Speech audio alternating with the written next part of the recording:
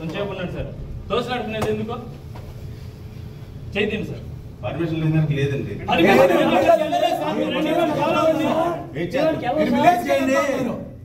టెంపుల్కి వెళ్ళొద్దని చెప్పడానికి మీరెవరు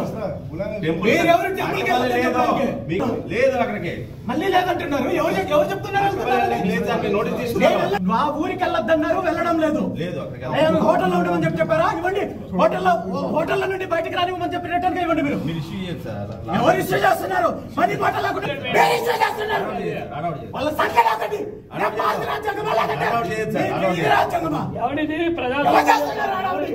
ప్రవర్తించుకుంటా పోతే ఎట్లా ఇది?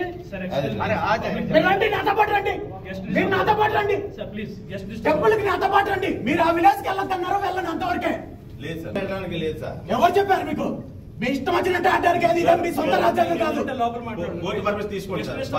నేను ఎగ్జిట్ చేస్తున్నాను, రూమ్ చెక్అౌట్ చేస్తున్నానండి. చెక్అౌట్ చేస్తున్నాను. మొదటి నన్ను చెక్అౌట్ చేయనివ్వండి. టెంపుల్ కి వెళ్తున్నాము. ఎక్కడికి వెళ్ళాలని నేను ఆల్రెడీ షెడ్యూల్ పెట్టాను. మీ షెడ్యూల్ చెక్ చేసుకోండి. రీషెడ్యూల్ చేశాను నేను. నోటీస్ రూమ్ లో లాక్ చేయండి. నేను చెప్పాను కదా బయట రూమ్ లో లాక్ చేయ రూల్స్ ఎక్కడ ఉన్నాయి సార్? బయటకు వస్తున్నారు కదా, బయట మాట్లాడండి. రూమ్ లో లాక్ టెంపుల్ కి వెళ్తున్నానని చెప్పారు కదా. మీరు ఎలా రూమ్ లో లాక్ ఎలా చేస్తారు సార్? టెంపుల్ పర్మిషన్ ఎవరు చెప్పింది? నోటీస్ తీసుకున్నాను, వెళ్ళనని చెప్పి రిటర్న్ నేను సైన్ చేసి ఇచ్చాను. మళ్ళీ మీరు ఇక్కడ హోటల్లో అడ్డుకోవడం కరెక్ట్ కాదు. మీరు అక్కడికి రిటర్న్ వెళ్తారంటే మేము వస్తాం. నేను అదే అంటున్నాను, నాతో పాటు రండి. రిటర్న్ నేను నా షెడ్యూల్ చెక్ చేసుకోండి. మీకు నేను చెప్పాల్సిన అవసరం లేదు. మీకున్నది ఆ విలేజ్ కి వెళ్ళొద్దని చెప్పడం వరకే. మీకు ఆ విలేజ్ కి వెళ్ళమని చెప్పాము. రిమైనింగ్ మీకు సంబంధం లేని విషయం.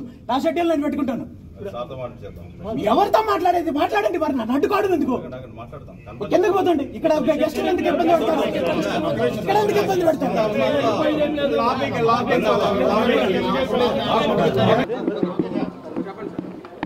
ఇక్కడ విచ్చేసిన మీడియా మిత్రులందరికీ హృదయపూర్వక నమస్కారం తెలియజేస్తూ, ఈరోజు అనకాపల్లి జిల్లా పాయకరావుపేట నియోజకవర్గం నక్కపల్లె మండలం రాజయ్యపేట గ్రామంలో మత్స్యకారుల దగ్గర నుండి బలవంతంగా భూసేకరణ చేస్తూ బల్క్ డ్రగ్ ఫ్యాక్టరీ నిర్మించడానికి ప్రభుత్వం ప్రయత్నం చేస్తే దానికి వ్యతిరేకంగా రైతులు మత్స్యకారులు పోరాటం చేస్తుంటే వాళ్ళ పోరాటానికి మద్దతు ఇవ్వడానికి నేను అక్కడికి వెళ్ళడానికి ప్రయత్నం చేస్తే ఈరోజు రాజమండ్రిలో నన్ను పోలీసులు అక్రమంగా నిర్బంధించే ప్రయత్నం చేశారు.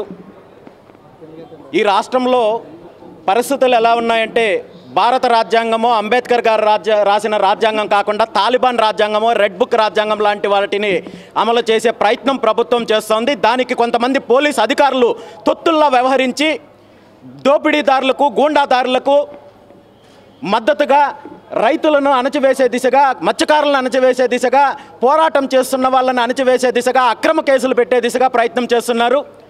గతంలో కూడా కరేడుకు సంబంధించిన రైతులకు మద్దతుగా పోరాటం చేస్తున్నప్పుడు కూడా ఇదే విధంగా చేశారు.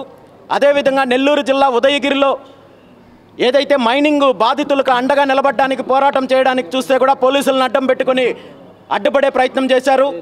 ఈరోజు పాయకరావుపేట నియోజకవర్గంలో మత్స్యకారులకు జరుగుతున్న అన్యాయం పైన పోరాటం చేయాలని చూస్తుంటే, ప్రజాస్వామ్యబద్ధంగా న్యాయపరంగా పోరాటం చేయాలని చూస్తుంటే పోలీసులు వీధి రౌడీల్లాగా ప్రవర్తించి ఈరోజు దౌర్జన్యం చేసే కార్యక్రమం చేస్తున్నారు.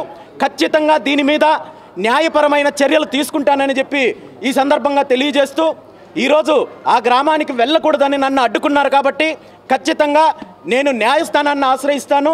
హైకోర్టు ద్వారా పర్మిషన్ తీసుకొని ఖచ్చితంగా ఆ గ్రామస్తులకు అండగా బీసీవై పార్టీ ఉంటుందని చెప్పి ఈ సందర్భంగా గ్రామస్తులందరికీ మాటిస్తాను. తొందరలోనే 1 వారం 10 రోజుల్లో మళ్ళీ న్యాయస్థానం ద్వారా పర్మిషన్ తీసుకొని మీ గ్రామాన్ని సందర్శిస్తాను. మీ పోరాటానికి అండంగా ఉంటాను. మీ దగ్గర బలవంతంగా భూములు లాక్కోవాలి లేదా మరో రకంగా దోపిడీ చెయ్యాలంటే మాత్రమో అది ఎట్టి పరిస్థితుల్లోనూ జరగదు. ప్రభుత్వానికి నిజంగా చిత్తశుద్ధి ఉండి పారిశ్రామిక అభివృద్ధి చేయాలి లేదా కంపెనీలను తీసుకురావాలంటే ఈ రాష్ట్రంలో లక్షలాది ఎకరాలు బీడు భూములు ఉన్నాయి. అంతే తప్ప తీర ప్రాంతంలో ఉన్న భూములు, వ్యవసాయం చేసే భూముల్లో మీరు కుట్ర చేసి దోపిడీ చేయడానికి, ఈ విధంగా కంపెనీలకు వేల కోట్ల విలువైన భూములను అప్పచెప్పడానికి, మత్స్యకారుల జీవితాలతో ఆడుకోవడానికి, రైతుల జీవితాలతో ఆడుకోవడానికి ప్రయత్నం చేస్తే మాత్రం ఖచ్చితంగా బీసీవై పార్టీ పోరాటం చేస్తుంది.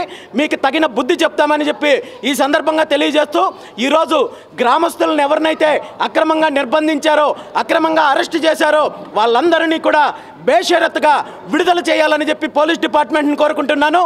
మీరు దౌపిడీదారులకు, దౌర్జన్యం చేసే వాళ్ళకి అండగా నిలబడ్డం మారి ప్రజల యొక్క రక్షణ కల్పించాల్సిన అవసరం ఉందని చెప్పి కూడా ఈ సందర్భంగా నేను పోలీసులకు సూచిస్తున్నాను. ఇలా ఎవరైతే పోరాటం చేస్తున్నారో లేదా రైతులపైనో లేదా మత్స్యకారులపైనో తప్పుడు కేసులు పెట్టడమో లేదా అధికారంలో ఉన్న వాళ్ళకి మీకు తొత్తుల్లా వ్యవహరిస్తే మీరు చరిత్రహీనులుగా మిగిలిపోతారు తప్ప మరొకటి ఉండదు. ఖచ్చితంగా రాబోయే రోజుల్లో ఈ పోరాటం కొనసాగుతుంది. న్యాయస్థానం ద్వారా పర్మిషన్ తీసుకొని మళ్ళీ ఆ గ్రామానికి వస్తాను. అవసరమైతే ఈ విషయానికి సంబంధించి కేంద్ర ప్రభుత్వ పెద్దలతో కూడా మాట్లాడే ప్రయత్నం చేస్తాను. ఖచ్చితంగా మత్స్యకారులకు న్యాయం జరిగేంత వరకు బీసీవై పార్టీ పోరాటం చేస్తుంది అనే విషయాన్ని ఈ సందర్భంగా తెలియజేస్తున్నాను. Thank you very much. ఈ రోజుకైతే ఆ గ్రామానికి వెళ్ళడం లేదు.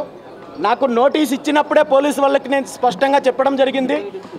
వాళ్ళు చాలా స్పష్టంగా చెప్తున్నారు, మీరు గ్రామానికి వెళ్ళాలన్నా లేదా శాంతియుతంగా ఎవరికైతే బాధితులకు అండగా నిలబడాలన్నా, బాధితులతో మాట్లాడాలంటే కూడా ఈ రాష్ట్రంలో కోర్టు పర్మిషన్ ఉంటే తప్ప వెళ్ళడానికి కుదరదు. ఇదే మా రాజ్యాంగం అని పోలీసు వాళ్ళే చెప్పారు. దాని ప్రకారమే నేను కోర్టు పర్మిషన్ తీసుకొని వెళ్ళడానికి ప్రయత్నం చేస్తానని చెప్తే కూడా ఈరోజు ఉదయం రూముల నుండి కూడా నన్ను బయటకు రానివ్వకుండా అడ్డుకునే ప్రయత్నం చేశారు. వాళ్ళందరిపైన కూడా న్యాయపరమైన చర్యలు కూడా తీసుకుంటాను. ఖచ్చితంగా వారం 10 రోజుల్లో అయితే మాత్రం ఆ గ్రామానికి కోర్టు పర్మిషన్ ద్వారా వెళ్ళి తీరుతాను. అందులో అనుమానం ఏం లేదు. డెఫినెట్గా నాకున్న అవకాశాల వరకు అన్ని అవకాశాలను ప్రయత్నం చేస్తాను. మత్స్యకారులకు న్యాయం జరిగేంత వరకు కూడా ఖచ్చితంగా పోరాటం చేస్తాం. ఈరోజు చాలా దారుణంగా ప్రవర్తించారు. మా సెక్యూరిటీ సిబ్బంది పైన చేయి చేసుకోవడము, వాళ్ళపైన వ్యక్తిగతంగా దాడి చేయడం, వాళ్ళ డ్యూటీ వాళ్ళు చేస్తుంటే వాళ్ళని అడ్డుకునే ప్రయత్నం చేయడం, ఈవెన్ నా మీద చేయి చేసుకోవడానికి కూడా ప్రయత్నం చేశారు. వీటన్నింటికీ కూడా ఖచ్చితంగా నేను ఫిర్యాదు చేస్తాను. చట్టపరంగా నేను తీసుకునే చర్యలన్నీ కూడా తీసుకోవడం జరుగుతుంది. Thank you.